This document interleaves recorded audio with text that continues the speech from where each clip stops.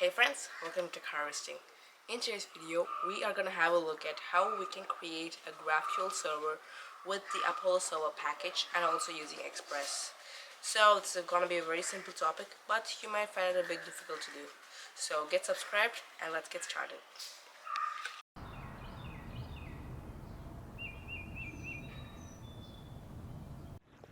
So to get started, we'll be using Apollo Server, which is a package by Apollo.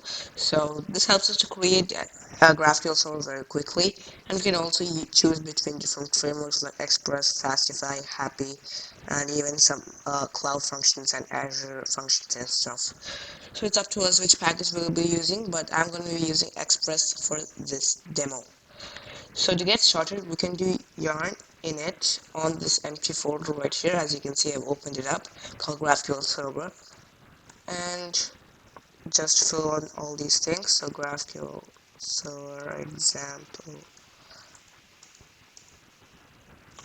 license MIT, and then you can see we got our package.json in here, and we'll now need to install a few packages for the Apollo GraphQL package to work, and also a few dependencies for our app. So you can do yarn add or npm install express Apollo server express and also GraphQL, which is a dependency of Apollo server express. So you can hit enter and I'll be back once all these packages are installed. Now once that's installed, I'm just gonna create a new file called index.js, and we're gonna go ahead and create our server in here. So you can do const express equals require express const app equals express, just setting up basic express server, and you'll be applying a middleware which is provided by the Apollo server express package, and then we'll be able to use express in our GraphQL in our application. Then app.listen 3000. Most people use the port 4000 for GraphQL server, but just for this example I'm just gonna use port 3000.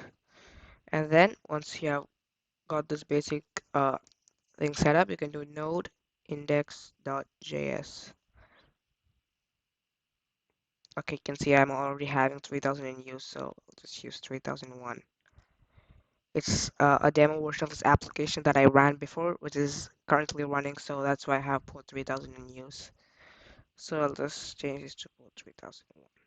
And you can see it's already running on port 3001. So if you go there, it won't work since we don't have any routes. So we can do app.listen, app.get slash, and we will be having, oops, rest.send hello world. Okay, so now we'll just restart our server once again, and we go to localhost 3001 actually. That shows us hello world.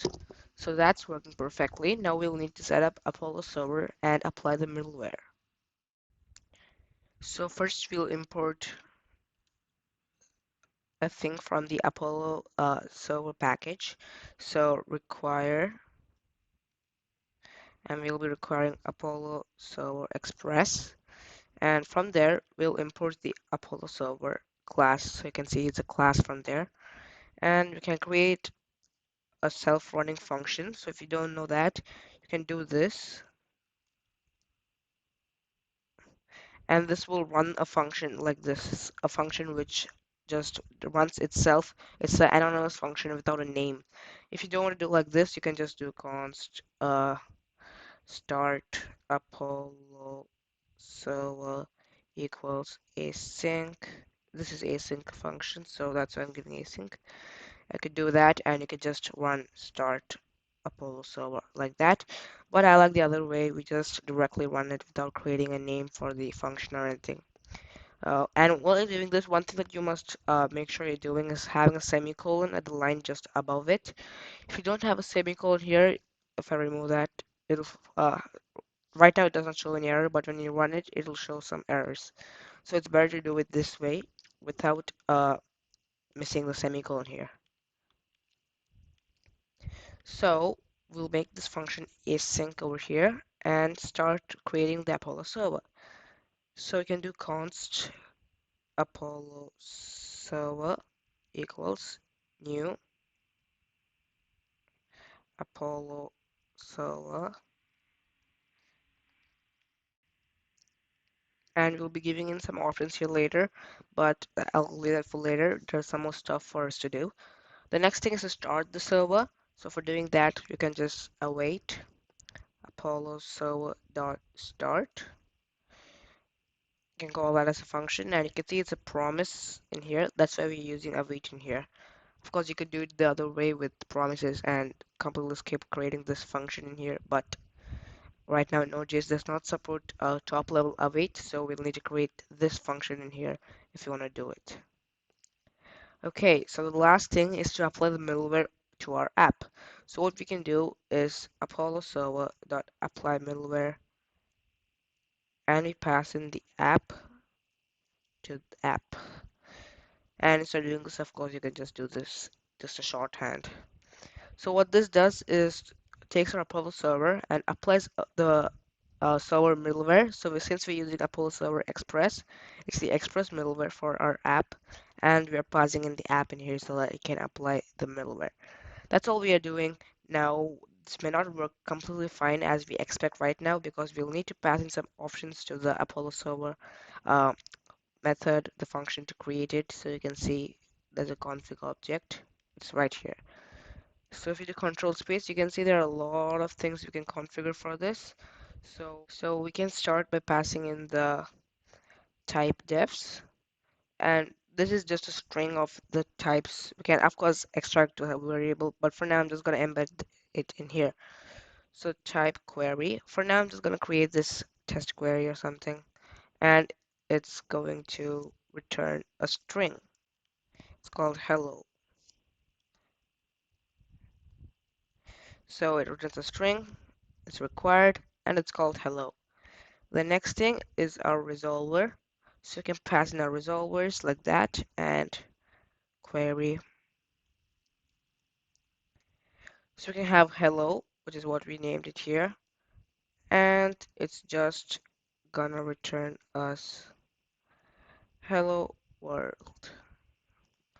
That's a simple query that we have in here. All this does is it goes ahead, and when we run the query for hello, it just gives us back hello world. Nothing to fetch from the database or anything. It's just a simple thing we can do right here to see if our implementation works.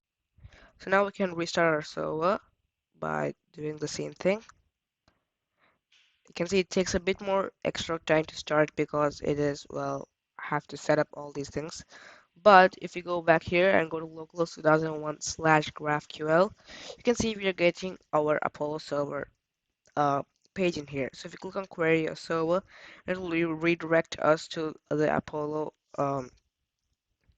our Apollo Studio, which is where we can run the queries, and you can run this particular query. So we can do that. If you hit Control Space, you'll be getting the auto completion here. If you type in hello and hit run, you can see we're getting hello world, which is what we have in here. So if we pass some exclamation marks and restart the server, and if I were to rerun the query, you can see we get those exclamation marks in here. So that was pretty much it. That's how we can go ahead and create a GraphQL server with Express. It's very simple, but of course you could do it in a different way using some different packages other than Express because we used Express here. You can also set it up without Express, just the core Apollo server package. It's also completely up to you. So that was it for this video. Just want to show you how you can create a GraphQL server with Apollo server. So it was very simple to do. We just created some resolvers and some queries, but it should be enough for doing more advanced things too, like creating some advanced mutations and all. And you can also embed your database and create more things. So thanks for watching, and I'll see you in the next video.